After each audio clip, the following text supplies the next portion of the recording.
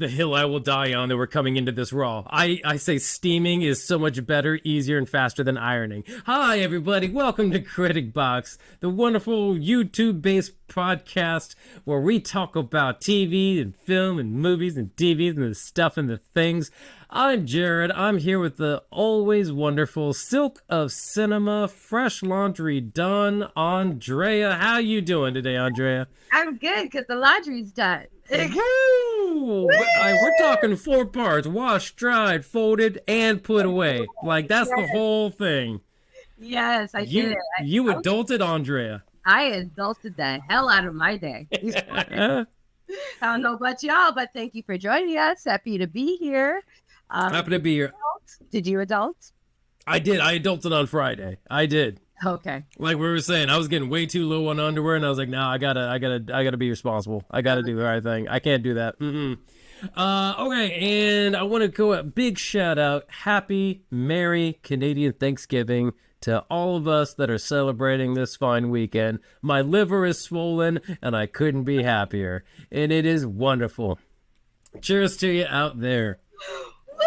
This guy said his liver is swollen. My liver is not as swollen. Yeah. But full. And yes, happy Canadian Thanksgiving. And to our American peoples, you're welcome to join. It's fine. And to our American friends, I mean, happy Indigenous Peoples Day. Also today, because I guess that America's like, wait, does Canada have a holiday today? No, we're gonna have a holiday today. Yeah. And also screw Columbus Day, whatever you want.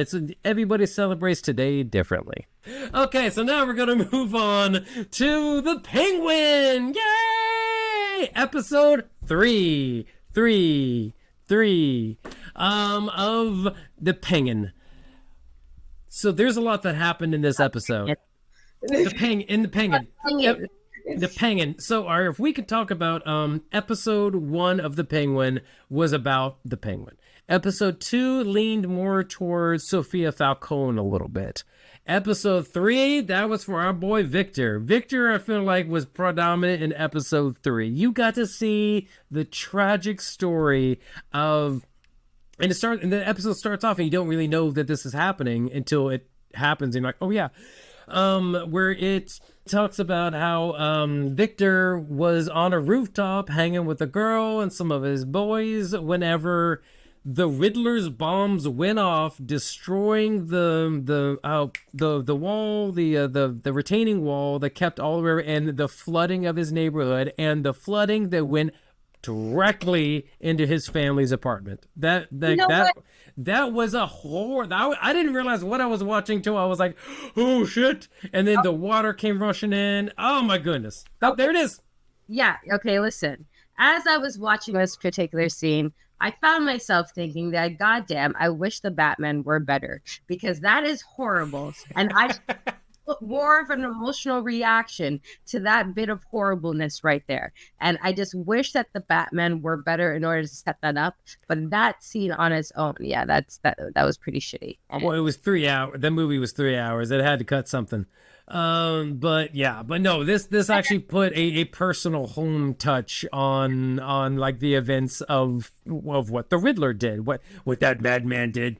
As the Penguin said in episode 1, it was amazing that happened to him. It is also amazing that later in the episode, poor Victor has a flashback to that. He has PTSD, obviously the trauma that came from that. He has a flashback in a club from that.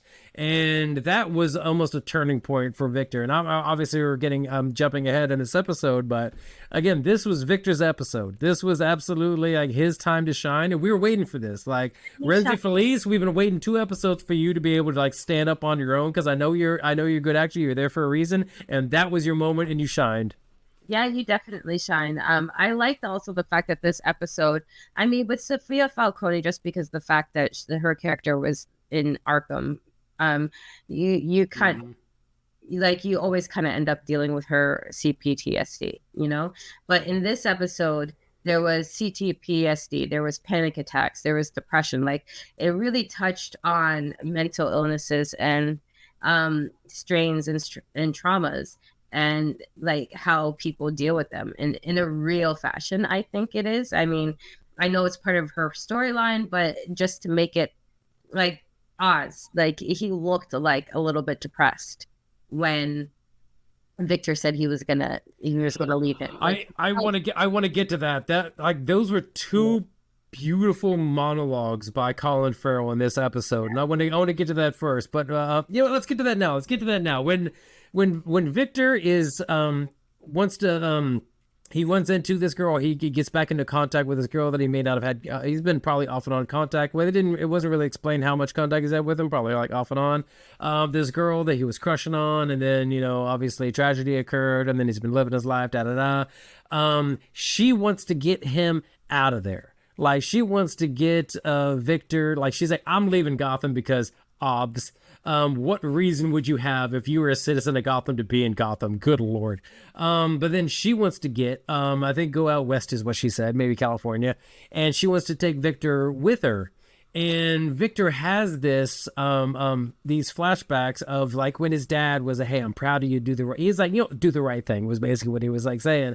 And then he has this idea that he'd be so ashamed of what he's doing now because he's obviously a part of organized crime. He's facilitating murders. He's covering up things. He's getting all this, whatever. He feels like he's going down the dark path. And I feel bad. Was her name Gabrielle? Gabrielle? Huh? Graciela. And then he sees a chance with Graciela of like, hey, look, I can just get out of here. I'm in too deep. I can just make a run for it or whatever. But then he feels bad because, like Oz, the Penguin, has been helping him, supporting him. He's also scared of the Penguin. He thinks like, hey, if I run, he's going to kill me because, the Penguin's threatened to kill him at least twice in recent memory. Probably in the past week has probably threatened to kill him twice.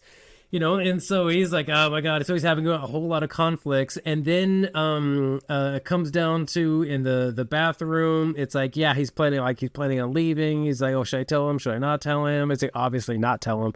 But then the Penguin finds out anyways, because the Penguin's way too damn smart. And he caught on to that. And you get one of the most heartfelt monologues I've felt in a long time of you see the Penguin like just offended that he's like, what it's like you think that I'm like, what does he say? Like, and he pulls out a gun and points it at him. He's like, is this what you think? Is this where you feel that we're at right now? Is this what you think I'm doing to you? Like, you feel like you're just at gunpoint right now? The Penguin was hurt, and that was part of his depression. Like, yeah, and he says, he's like, hey man, I'm not threatening you into this life. I'm offering you a better life than what you have right now. It's like, where you at or at nothing? Like, is that what you want? Simple being a nobody? Because that's where you are right now. I'm giving you a chance at power, giving you a chance at money. What other chance and opportunity are you going to have? And he gives a wonderful, and you hear this sometimes in movies about America. Like, it's, it's a dog-eat-dog game, like everything stacked against you is like rough, whatever. And he's like, you got to come up in this world. You got to be tough for all that, And pull yourself up by your bootstraps. Pull yourself up by your bootstraps. And and it's like, you got to work for it. If you get an opportunity, you got to take it to be somebody, whatever. And you could feel the betrayal in his voice of like, look, I believed in you, kid. I fought for you. I gave you a chance. And you came up and you were doing that. It was beautiful. I was so happy for you. And you want to throw that back in my face? And he's like, well, then go on, get. And he lets Victor like run off to make his own decision. And then you see, and I think this is beautiful, and it was a hot 5 seconds, but you see him just like staring into the middle distance, going through this club, and he goes to the bar and he has a drink, and you just see him staring or whatever. And then he's got to go off and deal with Sophia after that. But you actually got to see the Penguin hurt emotionally. Like, he's like, man, I thought I believed in this kid. I was helping this kid. It was like master apprentice. And he was like, and then you're turning on me, and he felt hurt and betrayed, and it was beautifully portrayed by Colin Farrell, obviously, because this is his show, baby, but I thought that was a beautiful moment. Yeah, it was a beautiful moment. I really love how the writers and the actors and the director of this episode explored the topic of mental and emotional stress. Oh yeah. And how we all and just even by just like humanizing it a bit and being like, guys, we all go through this. It doesn't matter if you're a superhero or a villain. Like, we're human beings and we go through these issues and we have these things that we need to contend with. And this is how we are going to show it in our characters' flaws in this show, and it was beautifully acted. So yeah, you were definitely touched by it. But this show also showed the rest of the Penguin's flaws. Oz is a flawed character. Not only a gangster who's kind of trying to double cross his higher ups. He's also a guy that has a temper issue. Besides the loneliness, besides the fact that he kind of feels somewhat subservient to the women in his life that he's not working with, he has temper issues. Like he has anger issues.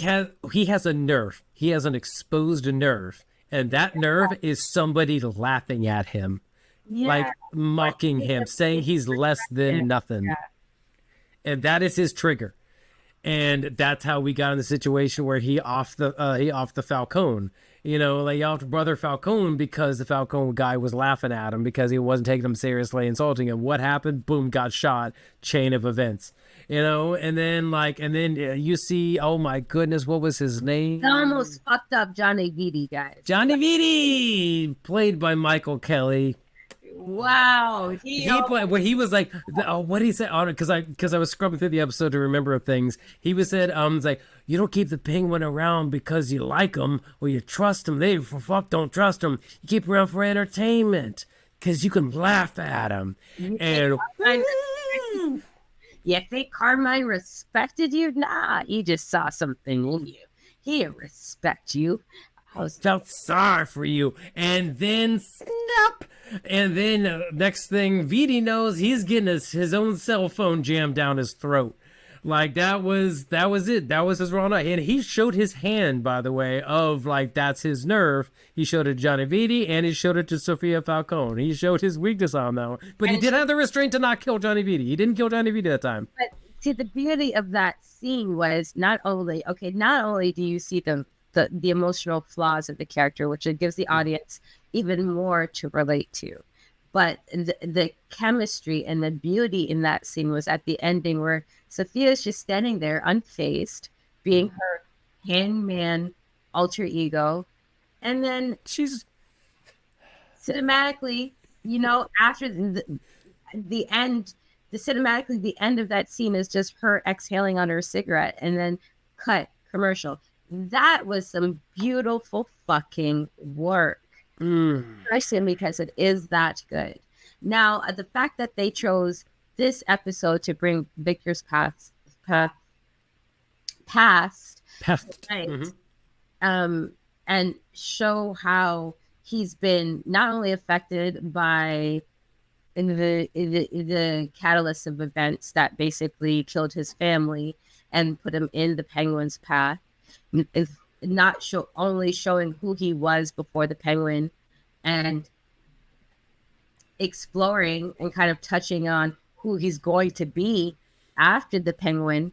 They did it so wonderfully because the Penguin didn't fucking convince, coerce, manipulate, or hold him hostage. No. Victor was a character who was his own man in that moment that made his own decision to stay with the Penguin. And I wondered how they were going to handle that in the beginning when he was with Graciela in Penguin's apartment and talking about leaving and possibly going off together. And you know that he's going to stay because obviously he's a major character in the series. He just go run off in episode 3.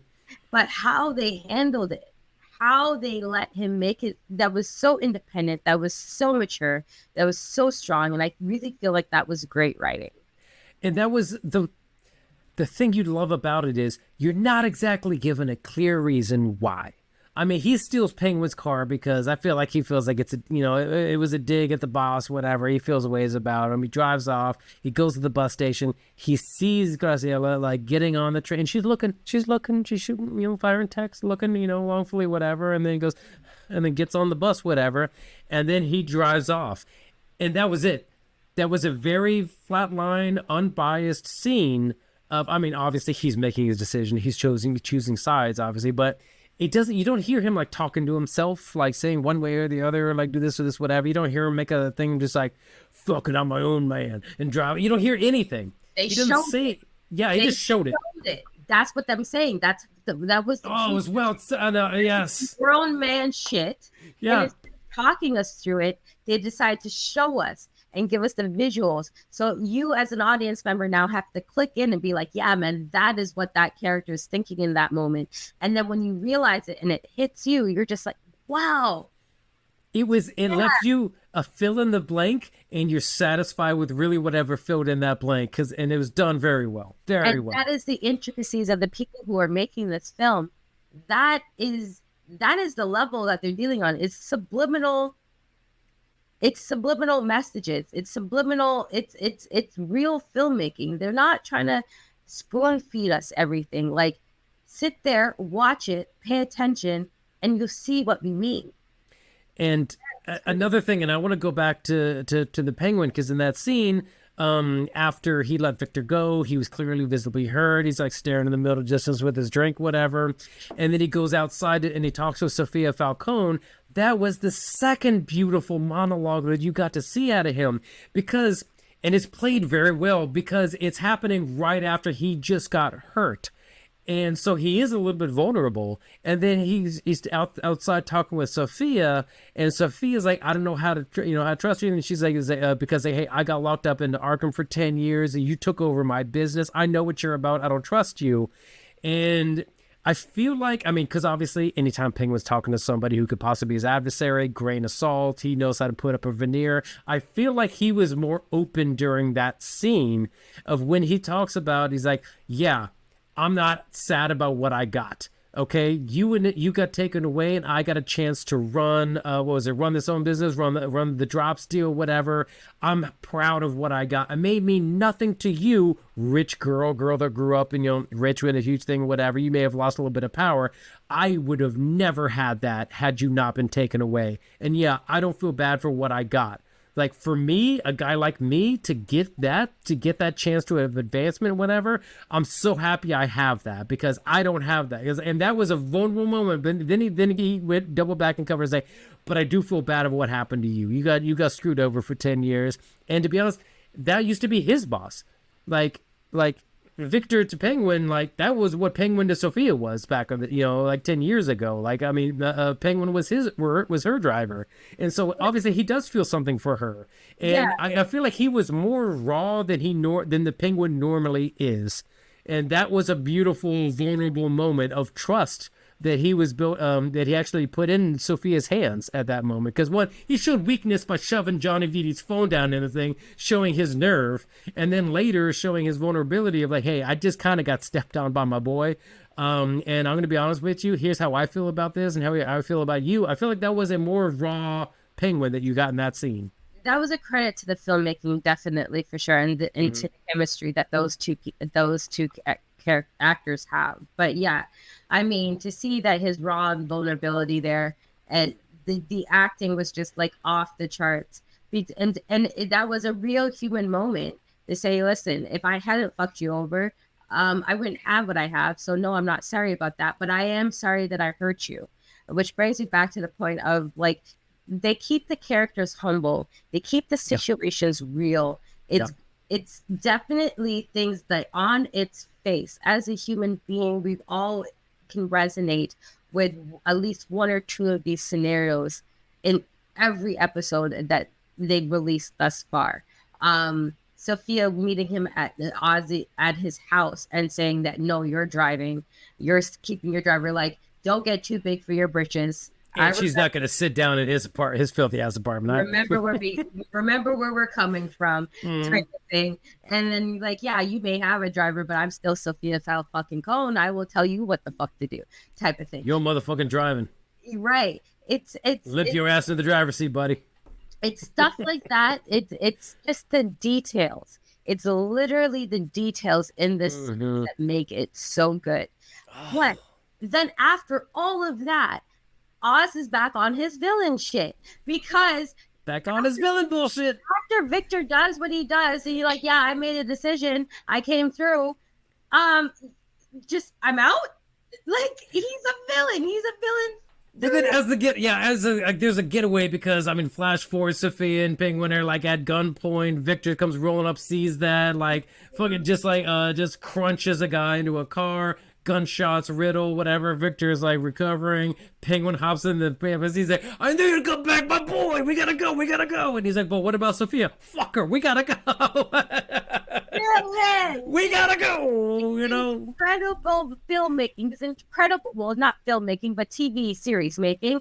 It's because you don't know what happened in that scene. What's Sophia? Is she in a shootout right now? Is she running down the alleyway? Where we don't know what happened to her. You can't trust him though. It's like the dialogue is very foreshadowing, and it's incredible acting, and it's just it's all around very solid television. I hope it sticks around for a while. If it's one season, it's one great fantastic season. But when I tell you, hope we get 10. Yeah. Not only the actors doing what they're supposed to do, the writers and the cinematographers and the art directors and the production design people, they're also doing what the fuck they're supposed to be doing in the Penguin. It's just everybody great. It is great. So, Critic Boxers, let us know what you think about this. Thank you for liking this video. You didn't have. Oh, thank you so much for liking this video because I just reminded you. Thank you so much for subscribing to us. You didn't have to. I think. Hit us up in the comments. What did you think about the moments? Like, 'cause this is a show about moments, and there were a lot of beautiful ones in episode 3. Let us know what you think about that, and also let us know what you think about the new drug Bliss. All right, it's on the market now. It's looking at what I mean. It started off 20 a hit, and you're going up to 60 a hit. Oh, for some sweet shroom action brought to you by Arkham Asylum Dirt. Arkham Asylum Dirt. If you're going to be growing mushrooms, that's the finest fertilizer in town, my friend. This man said sweet shroom action. Sweet psychedelic shroom action. Like, would y'all want to try some Bliss? Just a Bliss. Just try some. And try. I mean, is it? It's in crystal form. You take it. Do you chew on it? Is it like is there like rock candy, or do you just like suck on it? Like, I don't know. I'm curious about how this works. But anyway, it's on the market, y'all. Get you some Bliss. We're not peddling drugs to viewers. Thank you very much. I will peddle fictional drugs to anybody out there. Y'all, he's joking. Hey, next time you're in the club with your boys, get you some Bliss. I mean, it might be 60 a pop, but you're gonna have a good time. Goodbye, y'all. Thank you for watching. Please like, comment, share. Don't involve the black woman. Continue watching The Penguin. Episode 4 just came out yesterday. We're always a week behind. Maybe eventually we'll get week on, but it's fine. We're having a good time enjoying The Penguin. It's a wonderful show. And thank you for watching, and enjoy. Like, again, let us know what you think about any of our reviews or the bullshit that I just keep spewing. I just go train of thought sometimes and forget that I'm like, oh yeah, God, we're recording. Sorry. But thank you. My name is Jared, with the wonderful, as always, Andrea. We're a Critic Box. Drug-free Critic Box. Some of us. So stay tuned next time as we talk about film, TV, acting, drugs, domestic terrorism, a whole lot of things discussed here on this show. We'll see you next time. Bye.